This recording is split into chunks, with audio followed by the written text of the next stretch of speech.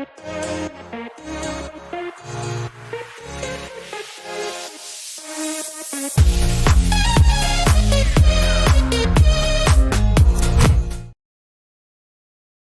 everybody, Don Zoldi here. Welcome back to your Full Tilt Tech Industry Leadership Talks podcast. We have with us today Don Berchoff from TruWeather Solutions. Don has been a great friend of all of our shows. He's been on the Donna Drones multiple times. He's been on the Full Crew.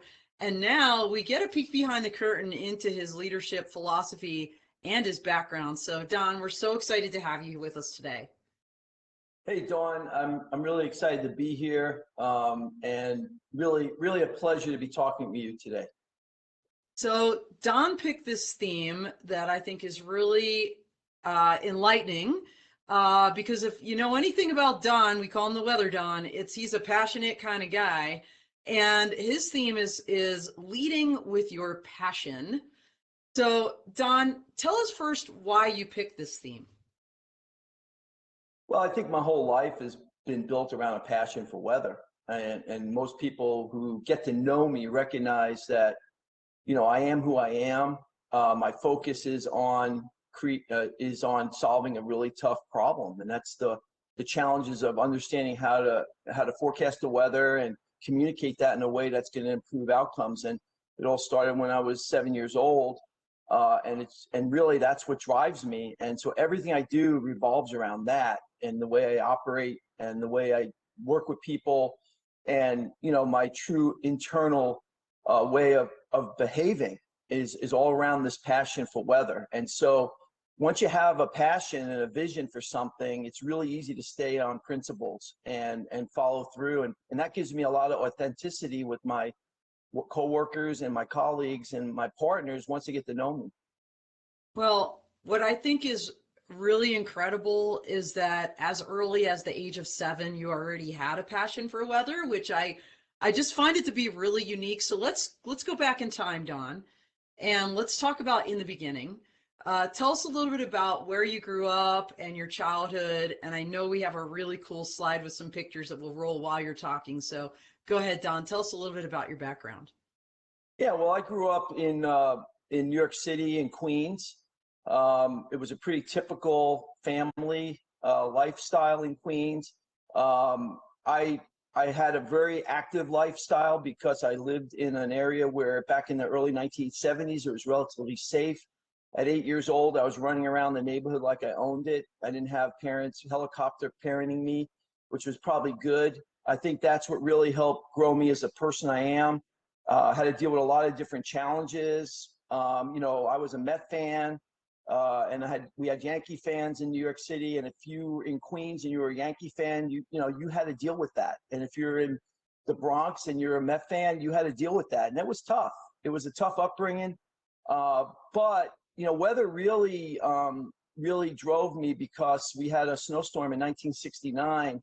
It was the Lindsay Day snowstorm, and that I just wanted to understand, you know, how this happened and why it happened. And I used to listen to Joel Myers on AccuWeather back in on 1010 Winds. This was in the beginning when AccuWeather was the first weather company that really took National Weather Service products and tried to customize it and do better forecasting. And that all came together at the same time with my interests, and the media was starting to get more involved in weather. And you know, I just feel very fortunate that that I really landed on this at such a young age. You know, those pictures were amazing, and I could just imagine the little Don sitting at the window watching the snowstorm thinking to himself, I wonder why this is all happening. And so there was a picture in that collage, Don, where you had a chef hat on, and your partner in crime and colleague Lisa told me I have to ask you about this story. Tell me about the jelly in your veins story, where you're in this baker's hat, and how it's weather related. Well, so that was in college. As I grew up, I knew I wanted to be a meteorologist. There's a lot of diaries and things that I think you have pictures of that I used to write when I was a kid. I even wrote a report in 7th grade of what about a career, and I had to do my research on meteorologists. And so I wrote that report. But the thing is, you know, I was going to college. I was going to SUNY at Oneonta for my meteorology degree. But in the summer, I was working at Dunkin' Donuts. And what was interesting is, you know, I always do anything I did, I always did the best I could do, right? And I learned as a baker in Dunkin' Donuts, especially in the 1970s, when we used to bake the donuts on premise, and we used to have to cut them all and fry them all. And I learned pretty quickly that, you know, you had to get your donuts to rise a certain amount. Otherwise, you get the screen marks on them and they become greasy.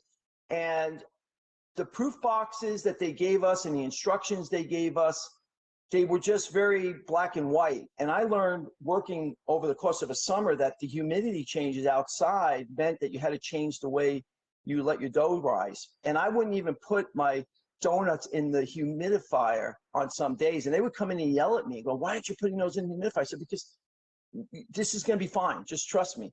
So I actually figured out, I had the best donuts on Long Island, according to my district manager. And I had a finisher who was used to take the donuts and have to put the jelly in them and all that. And I used to yell at her if she was squeezing my donuts too much, because she was going to cause them to get flat and they wouldn't look good in the case. So after 2 years of working at Dunkin' Donuts, Mickey came up to me, who had a glass eye. You know, he was one of these guys right out of Central Casting, right? You can't even make this stuff up. Can't make this stuff up. He had a glass eye. He sits me at the counter. I said, "I have to go back to school, Mickey, now, senior year." And he goes, "Don, I don't think you should do this. I'll get you set up. You can build the weather programs up at Dunkin' Donuts University." I didn't even know there was a Dunkin' Donuts University, right? And you can make sure that everyone understands how to use.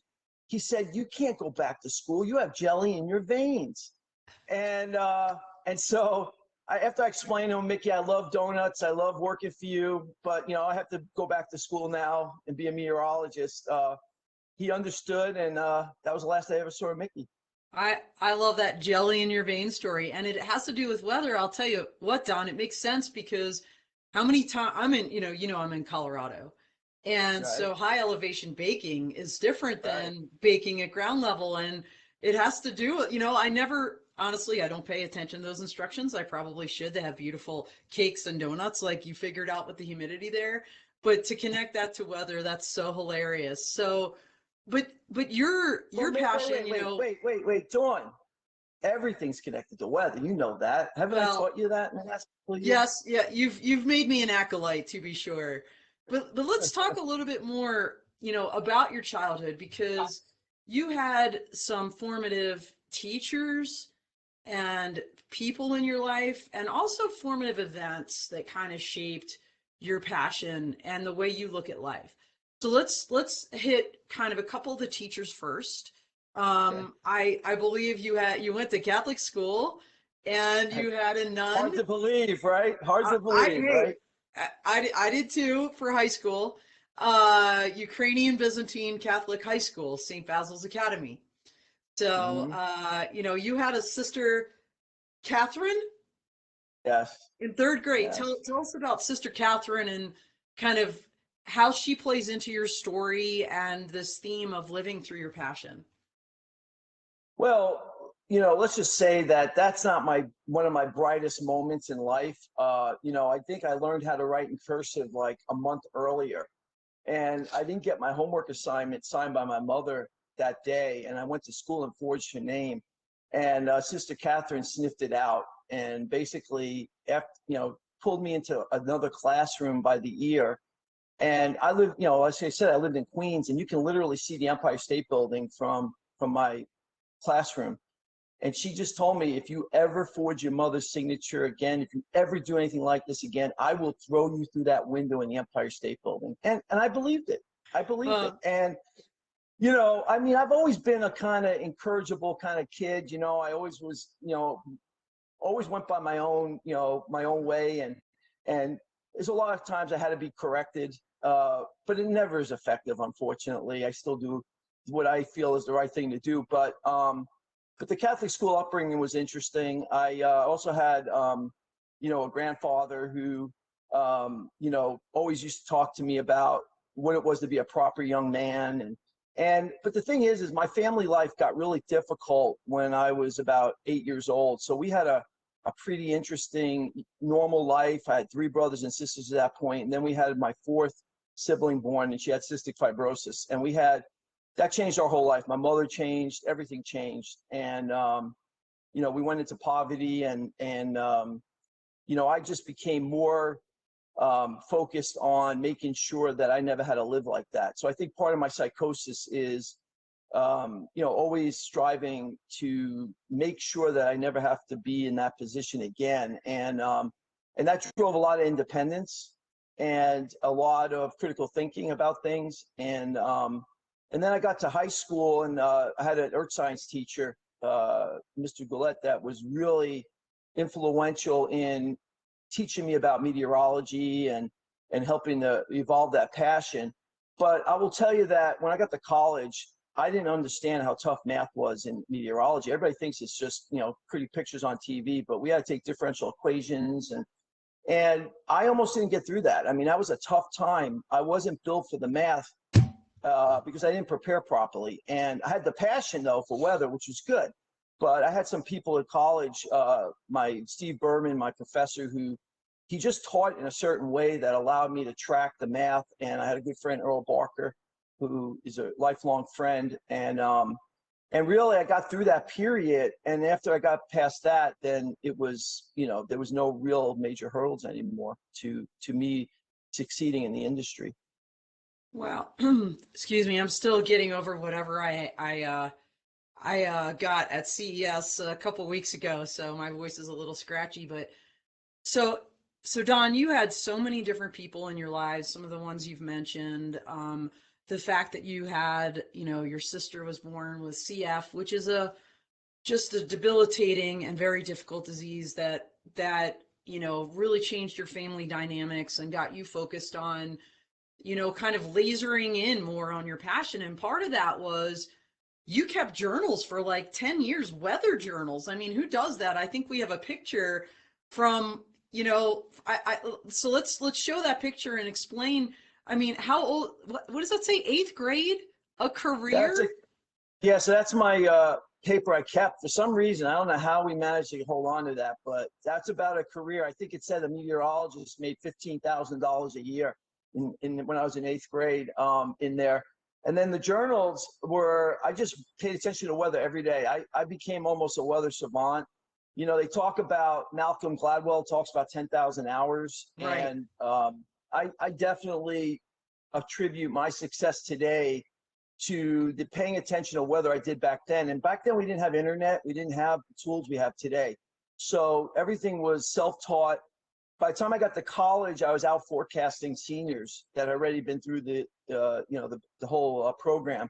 And I think that is what gave me a head start, because once I joined the military, I was so far ahead of my peers that I was already working on more advanced things as a lieutenant when they were just trying to still learn how to forecast. And I just think having a head start like that, it's just huge. And if, it gives you so much of an advantage, right? Once you understand your craft and what it is about the basics of your craft, then you can start focusing on other things and be really good at it. So I think that was a big part of why I'm where I am today. Got it. And, there's this, I guess thousands of years old debate, nature, nurture, when you think about what kind of people become and what their passions are and what kind of leaders they turn out to be. Just listening to your story, Don, I've always been kind of a nature plus in the nature plus nurture camp, not 100% one or the other. But man, you make a really good case for almost like nature, right? Because just as early in your life as you were inspired by nature and it became such a huge passion for you. And then of course, the nurture part of like all of these people in your lives that start influencing and kind of fanning the flames of that passion, if you will. I would love to ask you this question about education, because you had that path. It's not kind of funny, but do I go to Dunkin' Donuts University or I don't go to university to be a meteorologist? What advice do you have for people out there when it comes to schooling or education? I know you've got some great thoughts on this. Yeah, so it's interesting. When I was in when I was graduating from Oneonta, it was 1984. I was the meteorology club president. Man, I was the geekiest of the geeks. I didn't know what I was going to do when I graduated, because this was in the Reagan era where they were cutting government, and the National Weather Service went on, basically a moratorium in hiring. And that was one of the major hirers of meteorologists back then. You had four choices. You become a forecaster in the National Weather Service, you become a research scientist, you go into the military, or you work for AccuWeather for $2 an hour at sweatshop wages at that time. Wow. That's not a disparagement of AccuWeather. I want to make that clear. But the point is that the choices were limited, and I had never thought I was going to join the military, because I grew up in Vietnam era in New York City, and if you look at the way New York City treats veterans today compared to how they treat them in the 70s, it's night and day. It's night and day. And so I was not really pro-military, and this opportunity came up where the MEF Center called me in Albany as the meteorology club president and said, hey, can we come out and talk to the folks out at Oneonta in your club? And I was really not really pro doing that, honestly. I had a little bias. But after that, I grew up and said, no, come on out. I can't be the one making the gatekeeping decisions. And they came out, and I was sitting in the back of the room like, I'm not going to do this. And by the end of the pitch, and a couple of days later, I was the only one that joined the military. And that military really, even down at OTS, I had some challenges of conforming, right? Because I'm not a conformist. I'm intra-entrepreneurial, right? And so I almost left OTS, and I got sat down by one of my mates and basically said, you got to do this. You're going to be good at this. You got to stay in. So I got in the military, and basically the question at that point became, they kept telling me, you've got to get your master's in meteorology if you're going to be a colonel someday, if you're ever going to be a leader.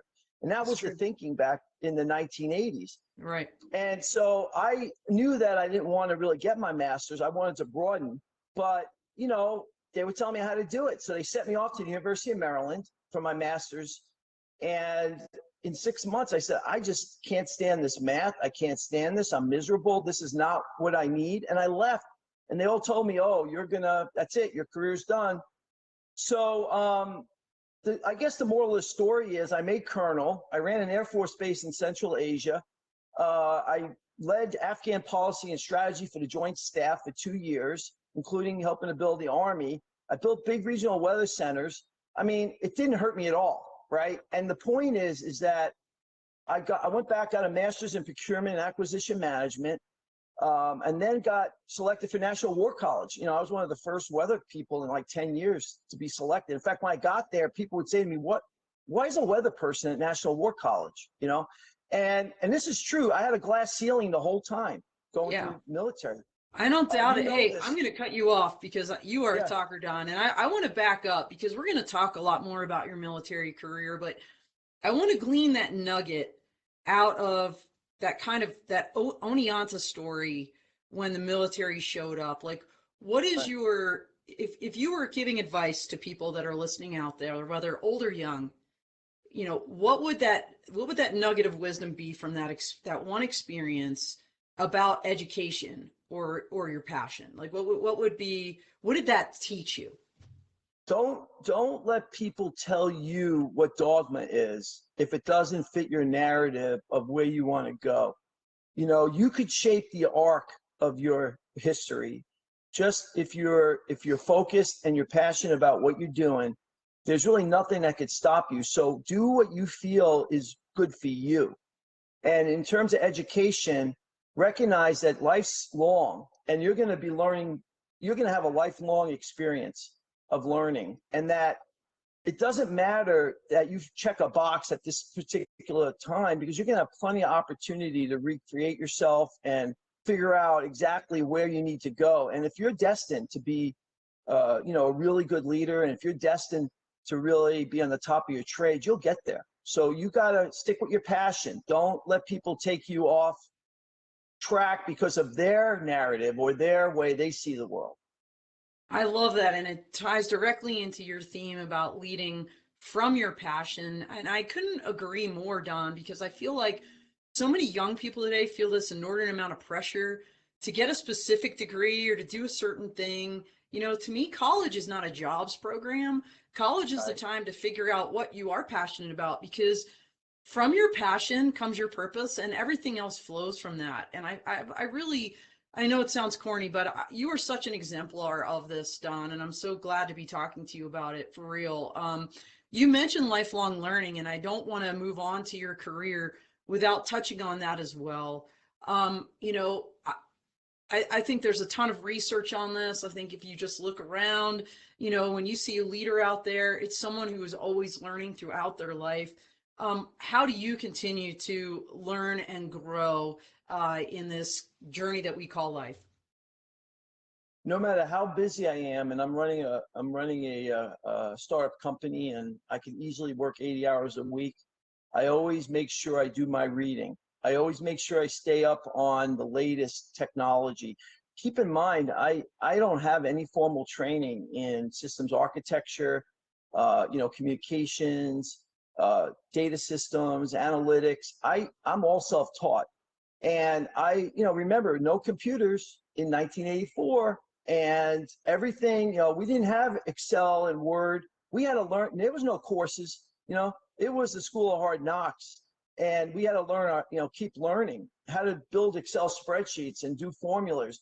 It was all self-learning. And I think the bottom line is this, is that I was the science and technology director at the National Weather Service. I had 50 system engineers and software engineers working for me, and I never had formal training in any of that. So, but I could still talk the talk. I understood exactly what it could do. I knew the right questions to ask, and I challenged people to make sure that they were staying in line with those visions. And you just learn through doing and reading and staying up on things. And now we're moving to edge computing and machine learning, and I'm never comfortable. I'm always trying to bleeding edge, and that's an uncomfortable place to be if you allow yourself to get consumed by being uncomfortable. I always tell people, you got to get comfortable being uncomfortable. Well, so true. And I love how you continually challenge yourself. By the way, we have folks out there. Jonathan Songer, by the way, is out there. He says, Don, I'm listening from a base in the Middle East. Plenty of weather out here in the last 24 hours. So, and Disco, you're on duty. yep, he Awesome. is.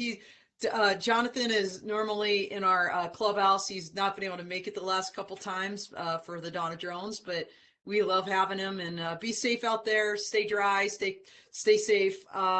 Let's talk about the Air Force, because that's a great segue. Honestly, you met this recruiter, and I think you used MEPS. That's the Military Entrance Processing Center. OTS was the officer training school that you ultimately went to. You joined the Air Force. It wasn't maybe popular thing to do in 1984 when you did. And tell us about that experience, because like you, I actually, it seems like you didn't have military people in your family. I did, but I didn't know because nobody talked about it, Don. Like Interesting. my grandfather, my Italian grandfather, Dominic Capola, was a Love it. mechanic in World War II in the South African theater, and he actually found a part in the planes that was making him crash on the runways. And I only know this because I found an article from a newspaper in Philly from 1942 saying how he and another gentleman had discovered this. Never talked about it. They Oh, all came home, didn't talk about it. And that's something that was part of our family narrative. Um, but so you joined, it wasn't really part of your family culture, your background, but you had a lot of experiences there. So let's talk about, and I think we have a really cool collage here too. Let's talk about one of your best experiences looking back on your Air Force career, which was stellar. I mean, you made colonel, as you said. You went to National War College. For people out there that don't have an appreciation for this, National War College, when you look at the different military kind of advanced schools, that is, number one, the top tier. And to have a weather guy get selected for that is pretty significant. So tell us about lots of cool pictures there. I know that went fast. You in your uniform and in all kinds of different theaters, commanding a base out in the Middle East. Tell us about your best experience. My best experience was at War College. And you're going to laugh when I tell you the story, because just gives you an idea of how much I try to have fun.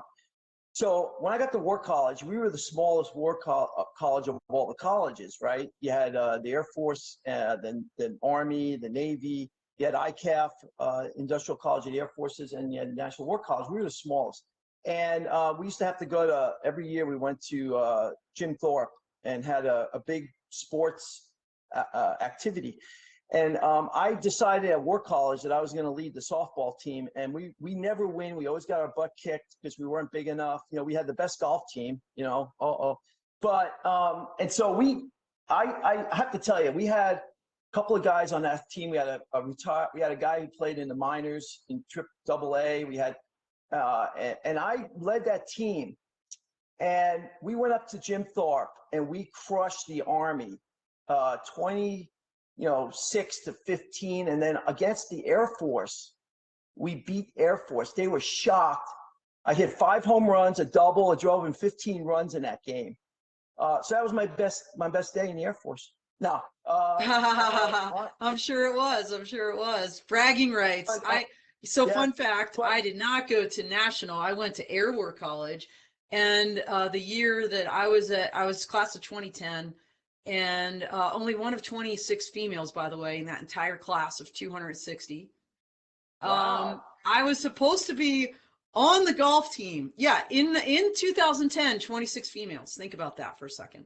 That's amazing. It is. And I actually wound up having surgery before that trip, so I wasn't able to go. So that was a bummer. I never got any bragging rights. I didn't know anything about golf. I'm just like, yeah, I'll just join the golf team. But wow. So tell us about There's a lot of things. What's that? There's a lot of things. I could go. Running the base was a great experience. Oh, absolutely. Helping to build the Afghan army, going to visit them, calling all the troops out to find out if they were really multi-ethnic, diverse force, and finding out by asking them directly they weren't, and the general was panicking that I was going to go back and tell Rumsfeld. I go on and on, but the bottom line is the worst experience was after I got to War College. They sent me to Joint Staff, and they wanted me to build the Afghan National Army, and I was an Air Force guy. I didn't even know what a battalion was. Well, and you were a weather guy. You're not only an Air Force guy, you were a weather guy. Right. Now, the good thing about weather is that weather people need to understand every weapon system in the Air Force and in the Army. Because, by the way, you don't know this, but Air Force weather supports the Army also. So the one good thing is that, and they didn't tell me that. That was the other thing they didn't tell me when I joined, right? They didn't say, I even told them I didn't join the Army. I joined the Air Force. Well, that's too bad. You might get an Army assignment. But the bottom line is that the one advantage I had is I understand all the weapon systems, right? Because weather impacts every weapon system, which is what we're applying now to TruWeather, right? We understand how everything's affected by weather because it's mission critical, and we have to try to optimize the use of all our military assets and force. But when I got there, there was a lot of newness, right? In this whole environment of military strategy. I got a good training at school, good education, but I had to learn what the Army vernacular was. And I had to do it credibly as a lieutenant colonel. And what happened was General North, who's another one of my heroes, because he believed in me, he was the CENTAF commander and later became the PACAF 4-star. He picked me to come over. And he actually gave me, and I know people aren't going to understand this, but he actually got me promoted below the zone because he took one of his coveted early promotion recommendations and gave it to me when I came to Joint Staff, even though I had only just joined. And he took it away from fighter pilots, all right, to give to me. So already I was not well liked on the joint staff, because I even had a fighter pilot come up to me and go, "What are you doing here? Why are you taking our promotions?" I said, "Well, what are you doing here? You're just the technician that flies an aircraft. Anybody can learn how to do technical work. What do you know about military strategy and policy?" I mean, that was my New York coming out of me. But the bottom line is that I really was starting to have that imposter syndrome. And it got really, really bad for a while, because I really was struggling. I had to work a lot of hours. There was a lot of classified stuff I couldn't take home. So I couldn't really, work at home and get caught up. And it took me about 6 months to get out of that muck. And finally, it all just went boom. And that's where I turned gray mostly. Wow. And after that, once I figured it out, then all of a sudden it was Katie barred the door, right? But that was the worst experience in my Air Force career. And it really challenged me. And again, I think learning how to work through that and being resilient and not giving up and believing that you could do it, even when you believe you can't do it, that's what's really built me to run this company. I mean, there's a lot of uncertainty in building a company, right? And you don't have money coming in like you did in the government. So, you have to believe in what you're doing, because it's so easy to give up and run out of money. And so I think all those experiences have really prepared me for this.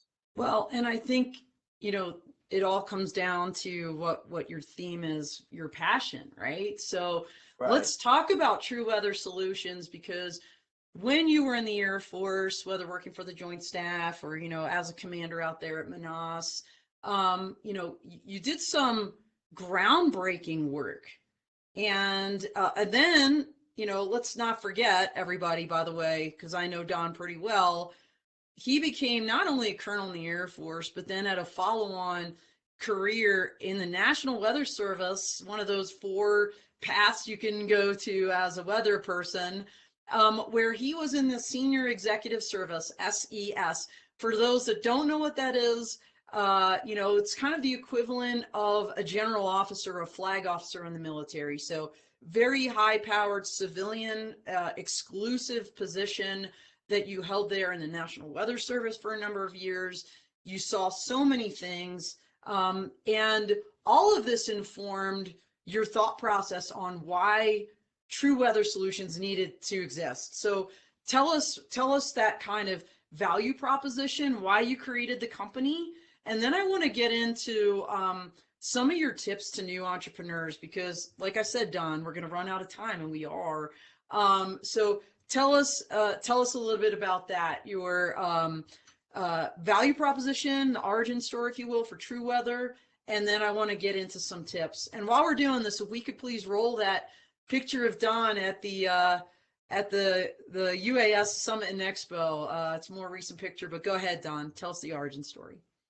So when I in the military, I did some work on Tanker Aircraft Control Center. We actually won the Air Force Team Chief of Staff Team Excellence Award for Air Mobility Command, and were nominated at the headquarters level, because we figured out that whether we were dropping good missions on the floor, most of the decision makers were not using weather properly, and we came up with a method to try to get them to focus more on how to use the weather properly and making go, no-go decisions. So we were flying 100,000 airlift missions a year and averaging 5,000 weather delays a year. Wow. And in 1 year, using the framework that I developed around risk management and better integration and decision support, working specifically with the end user, we cut that to 1,800, and we saved the Air Force $200 million, and we proved that 40 or 50% at that point of all weather delays were unnecessary. And that really gets back to our economy. $634 billion is the cost of weather on the U.S. economy, and I know 30% that's recoverable today. But the problem is getting people to see and use the data in the proper way. So that was the first element of TruWeather, was how do we take the data we have and get folks to use it properly to recover that loss of cost that they are experiencing. I left the military, went to the Weather Service, and started seeing all the science and technology that was on the shelf. And I had $130 million budget. I deployed the upgrade to all the national weather radars for dual polarization, which allows us now to see tornadoes on the ground and the size of hail and all that. And I learned that the government was becoming a choke point in getting technology out. Now, this is not a revelation. Everybody knows that. But the thing is I decided to do something about it, right? Which is a little different. Once I learned all the science and technology trapped in universities, and once I realized that one of the biggest shortfalls we have is collecting low altitude observations, and this was before I knew we were going to do drones and air taxis, but I knew that there was a book that came out, a study came out in 2009 saying weather and climate from the ground up. And they basically said that you had to collect 400 profiles of the atmosphere below 5,000 feet in order to really solve the microweather problem. And we can never get there. The government was cutting ground-based observing. And I realized at that point that this was not the path. And then it came down to one day sitting in a room with senior leaders above me in NOAA with some outside people coming in and me recognizing they listened to them more than they listened to me internally. So I said, okay, the way to solve this problem is to get outside and put pressure back on the system. So that's what I did. So I left, and it's been 12 years almost in the making, 10 years. And where we are right now is over the last 10 years, I developed a company. I've influenced the new standards for weather through ASTM. The FAA is buying into it. We're moving from certifying weather instruments to data performance standard. People told me I was crazy, that I'd never be able to influence that. We're now getting a worldwide audience on this. I'm going to Israel next week because I was invited by the Civil Aviation Authority based on the standard. And then we're building our platform and our Fusion platform that can turn lots of weather information into simple decisions, which we already have as a SaaS platform. And we have lots of customers. And now we're embarking on thinking about how to roll out a national network of sensors that are not ground-based. Keep in mind, the ground is not the problem. It's what's happening above the ground. Only 3% of the country, we know what the ceiling height really is and the visibility. And that's because we measure it at airports. And we only have 3% of the atmosphere below 5,000 feet where we actually measure winds every day. And that's just aircraft landing at airports. We estimate most everything that goes on in the lower atmosphere. We have better measurements above that because satellites do a good job of seeing the weather and getting that in our models. That's why our forecast skill has improved so much globally. But the microweather, we keep trying to do machine learning and all these techniques, but it's like trying to get blood out of a stone. It's just not the answer. So the answer is getting better data. And that's what we're focusing on right now in our next part of our journey.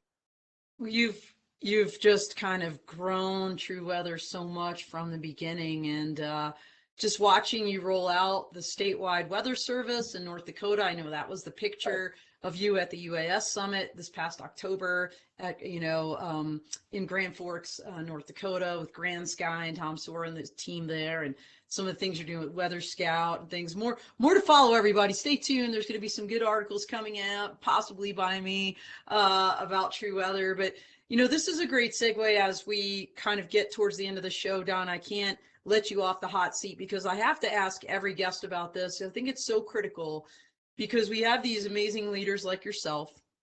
In your case, leading from your passion that started when you were a very, very young boy.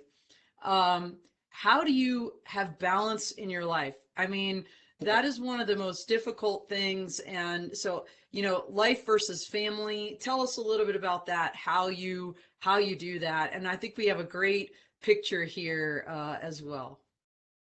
Well, the way I do it is I always tell my son, you're not seeing a lot of me now, but you're going to have some money when I die. No, I'm just kidding. So it's really hard. I mean, look, when you build a business and you're doing what we're doing, which is very transformational, basically disrupting the weather industry, and you feel like you're in a place in time in history where this is your calling to do this because you don't want to see the same old continue and lose the lessons you learned and have them fall in the waste bag of history. It takes a lot of energy. And what I always tell people is, what I try to do is when I do have my family, when I do have my granddaughter over, who you saw there, and she'll come over for weekends, I don't do anything else. I just 100% focus on them.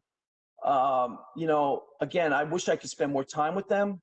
I'm planning on doing that here as soon as I get this next round of money raised and I hire more people and I have a plan to extract myself from the muck every day. But I haven't really been as good at this as I like to be, but I do try to, make sure the time I spend with them is focused and that they're getting 100% of my attention. And I think that's the best I could do.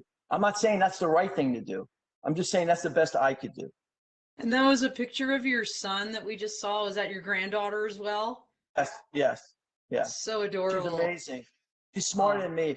She's smarter than me. So well, I love that. She's got a great role model there. So, we do have a question I want to ask you real quick, and then I want to ask you, what do you do to maintain that balance? I know you said you focus, laser focus that time that you have together. But aside from that, I'm going to ask you one more, and then we're going to do the lightning round. But before we get to that, we have a question. I do want to ask it. What about working with the major Part 121 carriers to grab real-time data off tens of thousands of flights that occur every day? Could that data be monetized, collected and monetized is the question.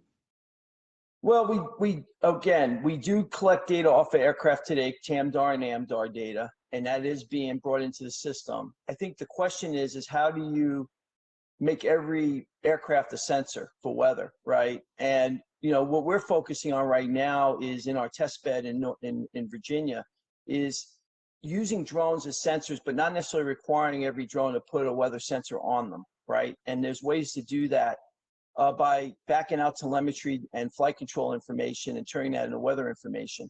I think that's going to be the solution. Can it be monetized? Yes, it can be. It depends on the quality, and that's what we're working on with the standards. So we'll be able to tell you what tier data quality you have coming off of any drone, and we can then give you some metadata, and then you can put that on the market, and the market will drive the pricing, right? It depends on the value of it. But the answer is yes, and that's what we're trying to do with TruWeather. We're trying to set up a marketplace also for this data to get it out and get it into UTMs and make sure that it's safe, though. That's the key. I'm not going to allow the Wild West where anyone can throw data into a system that we don't know how good it is, because that's the worst thing we could do. We're seeing some of this already with these bloggers and things, putting out garbage. And if we don't maintain the integrity of the system for weather, garbage will get in the system and then it'll become unsafe. So that's what we're working with the FAA and NASA on. Excellent, excellent. So 2-minute warning. We're going to have 1-minute answer, and then I'm going to do a 1-minute lightning round. Okay. So here's your 1-minute answer to this question. It's not really a 1-minute answer possible, but I'm going to throw it out there as that anyway. How do you maintain your, kind of your balance, your physical, emotional, spiritual, mental well-being? That's really hard to do, isn't it? Well, it's hard to do. I love weather to me is a hobby. So that's my hobby. So I don't have to, I play softball, I listen to music, and I work out. So I always try to get my workouts in. I'm pretty good health. I'm pretty good, keep myself in pretty good shape. I get my sleep. I try to get my 7 hours a night, no matter what. And I try to eat well.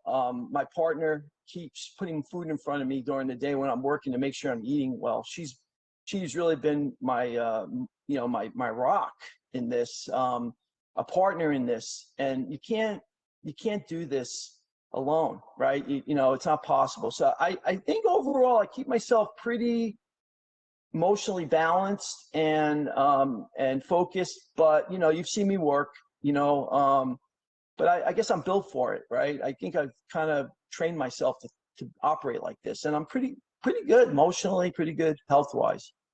That's awesome. I think getting to the gym is key. It's something I just started up again, COVID, maybe just go on walks outside, not in the gym. And even when it opened back up, I was like, I'm good. But, I just, getting back in the gym was a game changer for me. It's just so huge mentally, it just physically in every way. I totally agree. And having people around you that support you, Don, is like absolutely key. All right, lightning round. We are at time, but we're doing this anyway. Number one, favorite book. Quick. Oh, Animal Farm. All right, very good. It's Not even it's going so to ask it's why. so applicable. It's so applicable to what's happening. If you don't know what Animal Farm is out there, you should read it. Keep going. Absolutely. Good stuff. All right, number two, your hero. Well, hero George Washington. I love the guy. I love him, and I love Benjamin Franklin because he was jack of all trades, and he started. He flew a kite in a thunderstorm. I mean, that's Well, crazy. and he was in Philly, so say no more, right? And number three, we'll close with this, Don. What is one leadership tip that you learned along the way that you would love to pass along to others? Always believe in best intentions of somebody, no matter what you hear. Um, People generally are trying to do the right thing. You might misinterpret them. They may be under stress. I give them more than enough opportunity to demonstrate to me that they are the person I think they are. And I play by baseball rules: 3 strikes and you're out, right? So, I do have to cut the losses at some point, but I think you got to trust your people. You got to empower your people. You got to recognize that, the way you're communicating and the way they're receiving information may not be the way you think. And you got to take responsibility for that communication. You got to take responsibility for why your people aren't achieving what you need them to achieve. And you got to be introspective about that. So I think that's the best leadership tip I could give, because if you have your people behind you, it's amazing what you can get done. Absolutely. It is a team sport, right? So, Yes. Don, thank you so much for taking this time with us today. I've worked with you a lot over the last couple years, and every time I talk to you, I learn something new. So you helped me with my lifelong learning. So thank you for that. Thank you everybody that was out there. Jonathan was out there in the chat, a couple others. Really appreciate y'all. That is all she wrote. We are out here. We'll see you again soon.